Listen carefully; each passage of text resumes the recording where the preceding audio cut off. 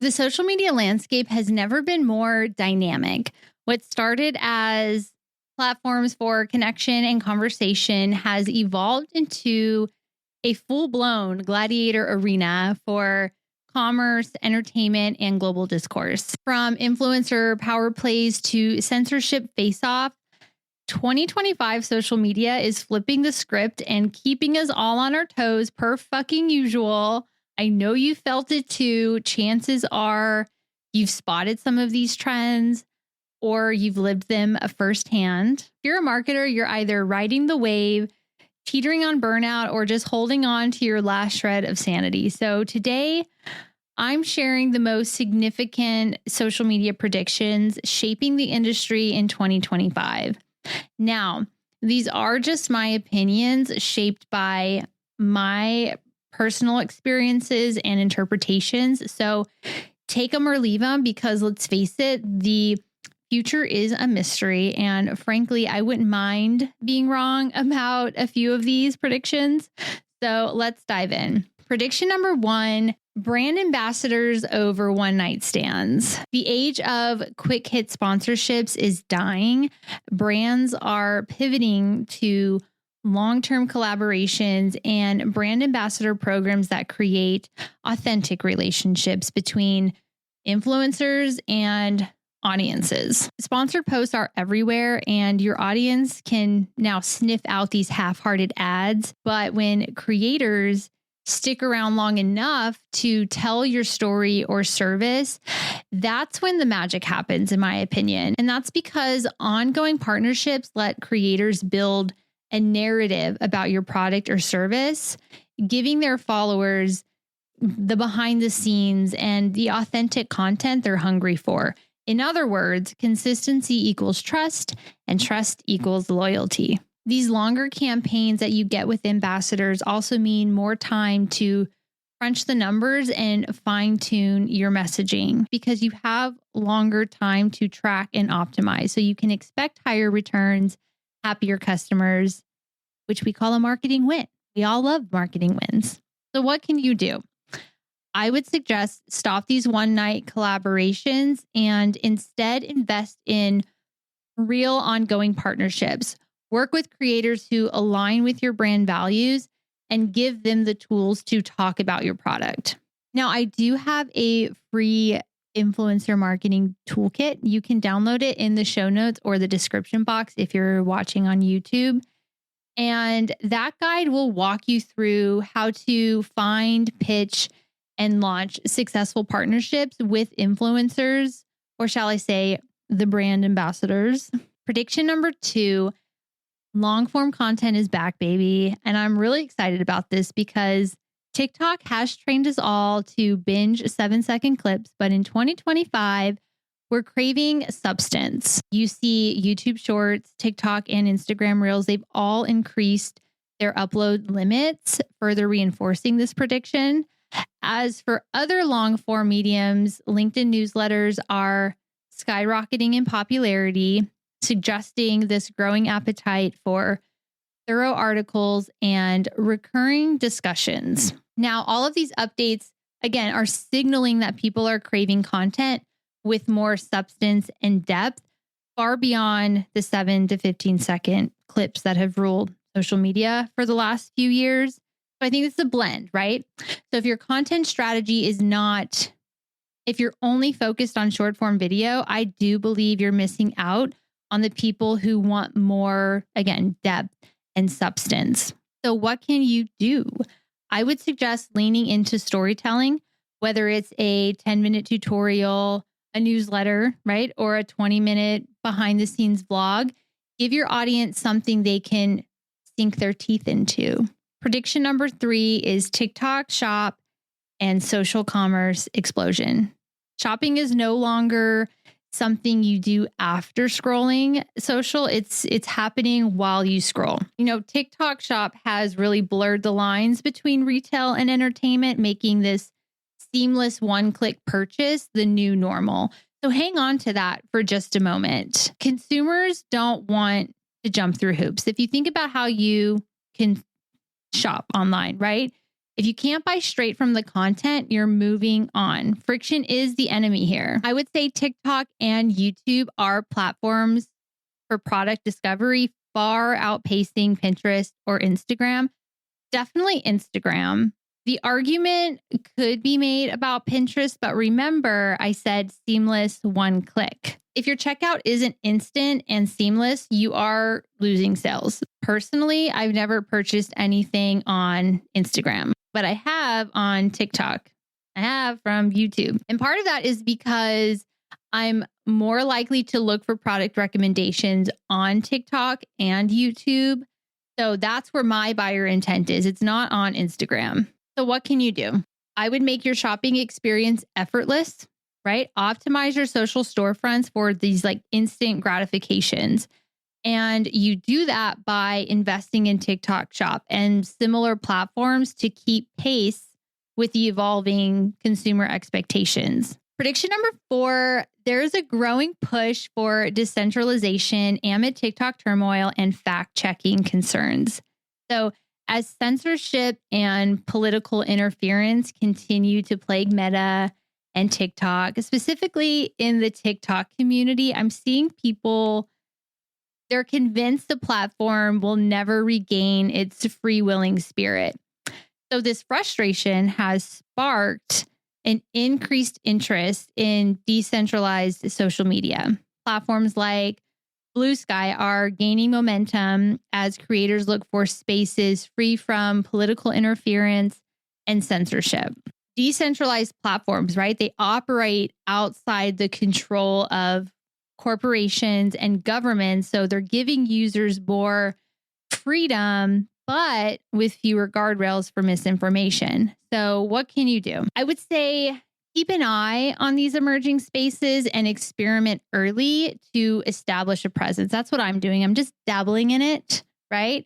Flexibility will be key if traditional platforms like TikTok continue facing ban and censorship. Prediction number 5, YouTube might be the TikTok refugee camp. While some predicted an exodus from TikTok to Instagram if TikTok gets banned, I disagree. I think it's going to be YouTube emerging as the preferred alternative for many creators. To me, YouTube has the best creators because YouTube has always taken care of its creators. They've had a long-standing monetization structure better than any other platforms, and they've opened this earning opportunity up to shorts. So anyone who creates short-form vertical video on TikTok, they have earning opportunity on YouTube. Another reason for my belief is that YouTube content has a longer shelf life when compared to Instagram, right? Videos remain discoverable and profitable for creators on YouTube for years, offering a more stable and evergreen platform over Instagram. Plus, everyone, aka me, I'm just annoyed with Zuckerberg. So why give Meta the satisfaction if TikTok does get banned? So what can you do? Invest in evergreen content and build out a library of videos that can be used across any platform, anytime. And this isn't just if TikTok gets banned. This is good practice always. Prediction number 6, social media will become your customer service HQ. Real-time engagement is now the expectation, not the exception. Forget email and chat bots. Customers now expect a near instant experience via DMs and comment threads. Social media teams, my business included, we're evolving into like frontline customer service representatives. We're handling complaints, we're answering questions, and we're even handling crises all in the DMs. We're seeing many brands putting dedicated resources into social listening and rapid response because this real-time engagement helps cement loyalty and it manages PR crises more effectively. So what can you do here? Train a dedicated social listening team or yourself to provide quick responses. Now, this can be easily achieved with a simple response sheet, and a plan for escalating in times of crises. In my agency, that's one of the early questions I ask as I'm building out the strategy. I want to know, who are my points of contacts for customer questions and concerns? Who do I reach out to? It will also come up again as new things are being announced online, and we know people are going to have questions and possibly concerns. So having that prior to it just helps with the customer service side. Prediction number 7, there will be a rise in employee generated content. Influencers and UGC have long dominated brand strategies and will continue to grow, but so will employee generated content, or EGC. Now, in my opinion, employees are sort of this unexpected star of brand storytelling. Teams across industries are now encouraged and often trained to engage in content creation and post, be present on their social media. It's like a new form of media training. Now, authenticity is a word we've all grown accustomed to in relation to social media. And what's more authentic than hearing from real employees? There's just a level of transparency you get with EGC that you won't get anywhere else, even influencers. So many companies are now formalizing employee advocacy by providing brand-aligned social media guidelines and incentive programs. Now, this structure helps employees know what they can safely share while still feeling personal and authentic for when they do share. When I say employee-generated content, you might be inclined to think LinkedIn, but that's actually couldn't be further from the truth. You will see employees posting micro vlogs and behind the scenes on TikTok and Instagram. I think a great example of this is Dojo, who works for Papa John's. He has his own TikTok account of like 2 million followers, and all he does in his videos is spin pizza dough at work while vibing to music. And so the Papa John's brand is present in every video because he's at work. You also see this from Starbucks and shocker Dunkin' Donuts. The Poppy founder CEO, she does a ton of social media content on their channels. So what can you do? I would include employees in the content creation process. Hold trainings and feature them.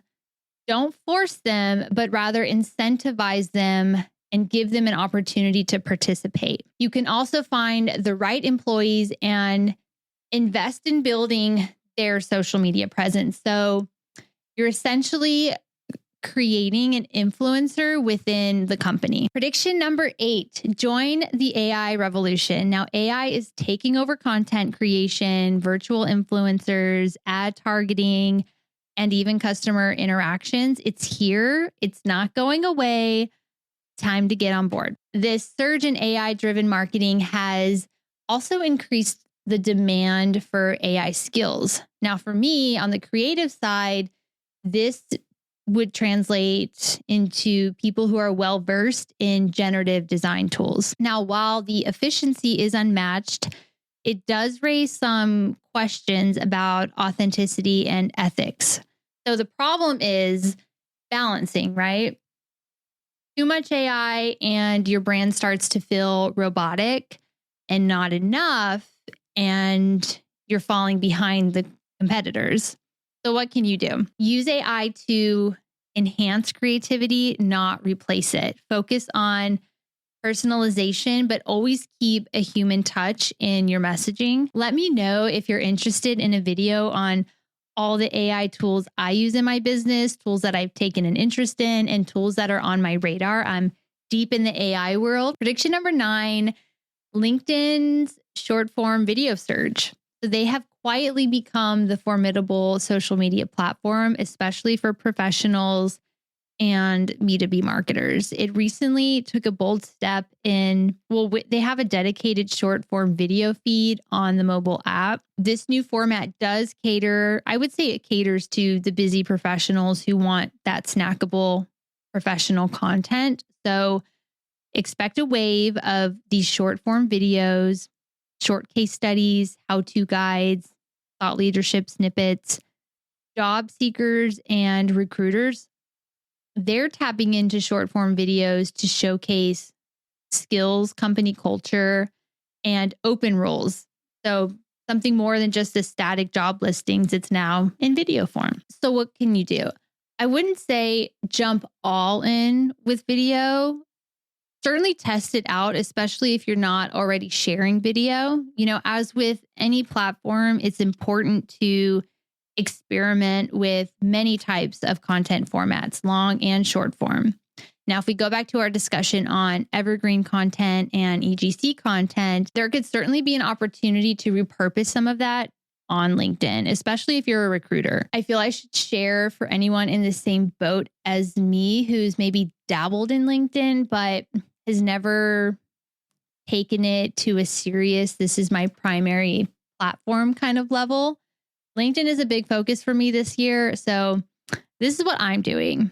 I have a business page and a personal page, but my focus is just going to be personal for now. I really get held back from the written word, especially on LinkedIn. I think it's because I come from an Instagram, TikTok, let's have fun background. So I struggle with caption writing on a more professional level. And I think there's a difference. I think there's a different way of writing on LinkedIn than there is on, say, Instagram or TikTok. So at least that's what my struggle is right now. So I told myself, okay, let's just share work, just share photos and videos, reflecting on the stories behind the content. We're not going for thought leadership here, right? We're just sharing stories, whatever. Maybe it was a good day on set. Maybe I tried new equipment. Maybe I just finished a book. I don't know. I have a lot of half-read self-help books. I'm also experimenting with polls to gauge who are my followers on LinkedIn, right? What content are they interested in? Gathering that intel now to gain the confidence to maybe later share more thought leadership content. So I'm definitely stepping out of my comfort zone here. Prediction 10, keywords over hashtags.